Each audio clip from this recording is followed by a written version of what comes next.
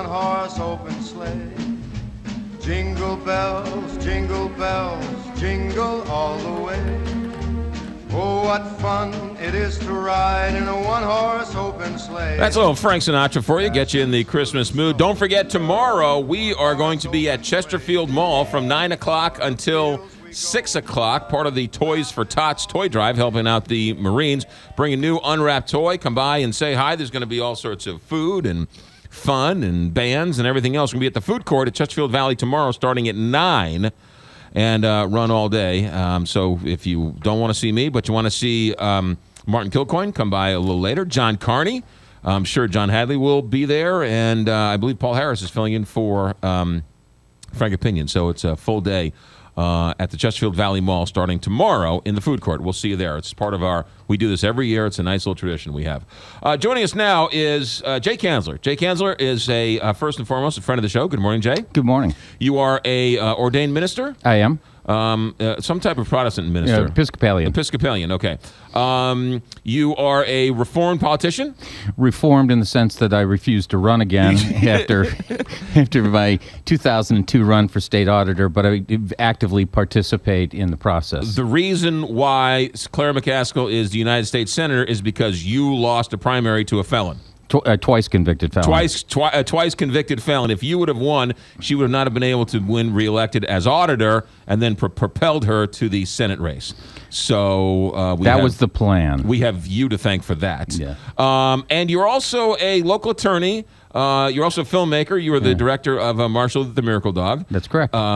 You are a valued member of the St. Louis community, and also a attorney for many businesses in and around the area. That's correct. You called including me up. many Muslim businesses, Hindu businesses, first-generation immigrant businesses. You called me up and said you'd like to come on the show and talk about all the things that Donald Trump and the rest of the world is talking about from your perspective.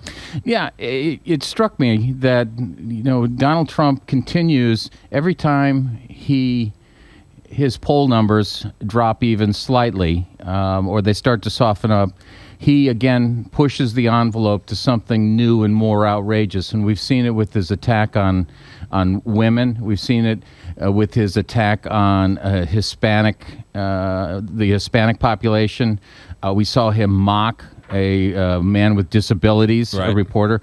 And then he comes out with the idea that for the first time in, I think, the recent history of this country, proposing that people be withheld or prohibited from entering this country based on religion. Giving them a religious test to come into the country. Which I don't know how you would implement that test. Right. Abdul Mohammed's confirmation name is Charles. The whole notion of it is so outrageous, and that somebody has got to step up. And it's not me, but it's, I think, lots of people, especially within the Republican Party, which I'm a member of, have to step up and say, no, this is not what we are about. This offends me on so many levels as an American. Well, what you've seen is something extraordinary, is that the Republican Party, the establishment, everybody he's running against, from Speaker of the House Paul Ryan to Jeb Bush, to Lindsey Graham, to everybody.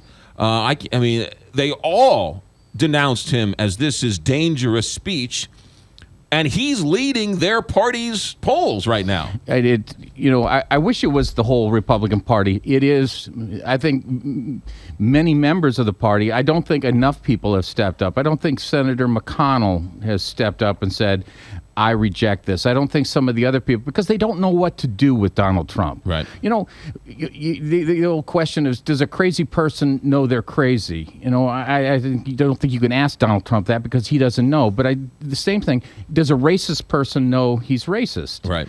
And I think Donald Trump is a racist demagogue who has tapped into a fear in this country right now.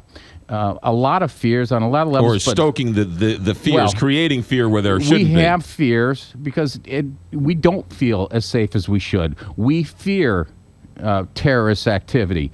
On the other hand, he is stoking that through his rhetoric to the point where it's become dangerous. Here's what I understand about the whole fear factor. Not that I fear being attacked by a terrorist, and not that I fear being caught in a mass shooting, but I will tell you, I think more about a mass shooting than I do about being caught in a terrorist attack. I don't know why. I don't know if that's my job or where I sit or what I do, but I'm more leery of a disgruntled employee or somebody who heard something I say, who takes the law into their own hands and comes in guns a-blazing, as I am some type of ISIS hit here in America. And I think that's absolutely correct. And you look back over the mass shootings, and it has not just been ISIS. I think it's not up until most recently has it been ISIS. Right. Before that, it was Columbine and Sandy Hook. Right. And all of those, the Aurora Theater. Okay, those were not terrorist attacks. And to say, well, we have had a terrorist attack in San Bernardino, a terrible tragedy, and now we are going to prohibit any Muslim. And people don't understand sometimes that Muslim population around the world is not only centered in the Middle East. Many of my good friends and 40,000 of our citizens here in St. Louis, the Bosnian population in South St. Louis, they are Muslims. So are we going to prohibit them from coming into this country? Their family, their friends? Right. Muslims from Indonesia. Are we going to stop from them and everywhere else? You represent Muslims. Talk about some of your clients who you represent. A lot of the people, a number of the folks that were up along Ferguson when that was burned out and looted, they were Asian Indians, so they happened to be Hindus, but many of them were also Middle Eastern Muslims. And these folks have come to this country. They love this country.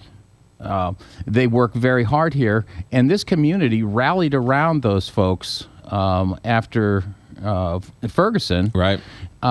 Maybe they knew they were Muslims, maybe they didn't. Maybe it didn't care, but that's the spirit of America. Now what Donald Trump wants to do is turn that around for political favor. It's these people who talk about they want to kill us. Well, they're members of the military. They teach your children. They're doctors. They're lawyers. They're businessmen. It's quite ridiculous to somehow think or to stereotype a Muslim. What did you write on your Facebook page? After I heard what Donald Trump had said, and I didn't take credit for this, but I said I don't take credit for this, but at this point in time, if you believe that Donald Trump is what's best for this country, then go ahead and defriend me, because we do not have anything in common to discuss on Facebook. Wow. And how many of your friends defended you? Well, I don't go through and count. I had 5, and I think there was only one who said, "See you later, bud." Right. And that's fine. Again, and I was not being. I didn't mean to. I meant to make a point, but if you defend Donald Trump, we don't have anything in common because he's a bully. I know about bullies. There's no question Donald Trump is a bully. Now he's saying, if I'm not treated fairly by the Republican Party, I might start a third party. He has treated nobody fairly. He's treated nobody fairly, and he's outright lied. He took the pledge and said, I will not run as a third party. Right. And now he's saying, well, if I'm not treated fairly. That's what bullies do. Bullies lie to your face, yes, and then they tell you that it's your fault. Yes. Not only does he do that, there's a movie out called Trumbo, which you would love. Have you seen this movie? I have not. You've got to go see this movie. Bryan Cranston was just nominated for a Golden Globe today. He plays Dalton Trumbo, a screenwriter back in the 50s and 60s, where he was on the list. He was on the blacklist. He was a self-described communist and was not allowed to work in Washington or in Hollywood. And this is the story of what he had to do to work. And the movie is extraordinary. But playing into those fears, right? The politicians played into those fears. Oh, my goodness, there are communists who are writing Hollywood scripts. We need to arrest them and throw them in jail, right? I heard one Trump supporter somehow make the twisted argument that FDR threw the Japanese into camps during World War II. And so Trump is doing the right thing. And when he was challenged, saying that was a black mark on the history of America, he says, yeah, it is now, but it wasn't then, which makes your head explode. Yeah. Because how can you even comprehend that? He does lie, because there were no people cheering in 9/11 in Jersey City. And yet these supporters swear that's true, but there's no evidence to prove it. Right. And that's, again, what bullies do. And sooner or later, that's the thing about a bully, is that, somewhere, oftentimes over our lives, we have been in that position where we sit back and deep down inside, we watch bullying go on, and maybe we laugh, or maybe we even applaud it because it's someone we're not very fond of. But ultimately and eventually, bullies circle around and they end up attacking everyone. And that's the problem with a bully, is that it's fine until it's you. Okay, and right now he's picked on disabled people, women, Hispanics, veterans. Muslims, veterans, people that have been captured in Vietnam and spent 5 years in a POW camp, and then sooner or later it becomes you, and then you go, oh, this isn't funny anymore. This is, we have a constitution. It's a great thing about our country is that we allow a demagogue like him, a racist like him, a billionaire big mouth, to say whatever he wants to say. In other countries, he'd be shot in the head and his body'd be tossed in a river somewhere, right, because the political powers did away with them. That's not the way we work in this country. And he's taken all of those advantages and turned them on their head. One more thing, Jay Kanzler, attorney, gadfly, movie producer, movie director. So Donald Trump says that government's broken. He's done okay taking advantage of all of the government has to offer. He has used tax breaks. He bought his first apartment building in New York, right across the street from Grand Central Station in the 70s, for $0 and got a 40-year tax break. Now, you could have made money doing that. Well, either of us. Donald Trump has not done anything that you, I, or anyone in the audience could have done with millions of dollars and a pair of dice, because that's really what he's done. He's rolled the dice a few times. He's won, and right. He had the money. I don't want to begrudge him any of his money, but he's not some brilliant businessman where he can all of a sudden make it rain money out of the sky. He used the government. Then, when he over-leveraged himself, what did he do? He used the governments and its laws to declare bankruptcy 3 different times. So for this man who has made his fortune off of government and then gotten out of any trouble he had courtesy of the government, to then argue that government's broken doesn't make any sense to me. I'm going to propose something that may sound outrageous, but I almost believe that Donald Trump is intentionally doing what he's doing to take down the Republican Party in an effort to kind of turn the whole political world and government on its head to benefit him later on. Okay, there's another one. And then lastly, here's my last point about Donald Trump, Jay Kanzler. The man advocated on 60 Minutes universal health insurance for everybody. Now, explain to me how that is a tenet of the Republican Party. It's not, I think Speaker Ryan said it best. Donald Trump doesn't espouse conservatism. And the last point I want to make on that is, it's easy to attack the man Donald Trump and the idea Donald Trump, but if you are a Republican and look at the things that, the party has tried to do, he is in the process of tearing down the Republican Party, not just at the presidential level, but in terms of bringing down, the majority in the House, the Senate. But he's such a megalomaniac.